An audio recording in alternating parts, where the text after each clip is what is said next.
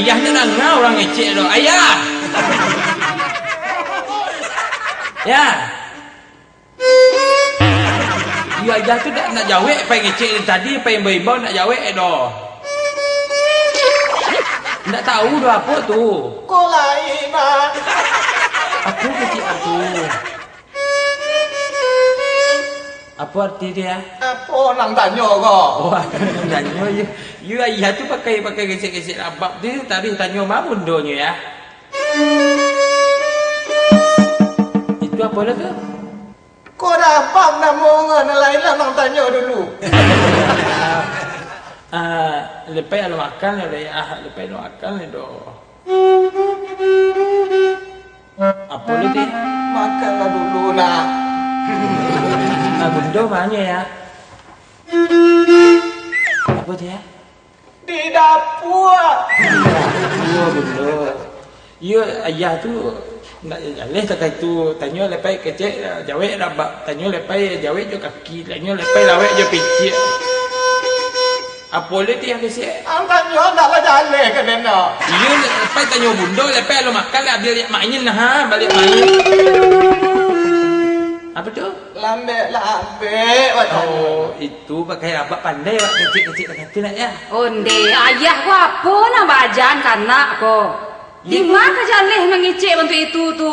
You salahnya ayah tu bak ajar kecil abak tu lepas tu mah enggak ajar sembarang kecil tu kecil luar negara tu mah. Mado ko bentuk itu mengarati bundo supaya mengarati itu hari menang ayah barabak nak anak nanti ngarati ni kecil macam begini. Nah, tu ano itu? Apa udah? Iya bajan nak tu nang jaleh bahasa Indonesia, bahasa Minang. Iku jalan apa? Ano itu? Kala itu. Bino ka mengerti. Sedangkan teloh sana anak-anak SD saya tunjuan payah. Eko apalagi juara bab ko ha. Ano itu? Ai sakti anak kau mah. Mak Lain ngerti pai. tahu. Cuba ya. Kecil lah ya. Aduh. Anak dan Santia. Ngerti itu. Itu ano itu? Iya. Oh iya. CBM juga cik ah.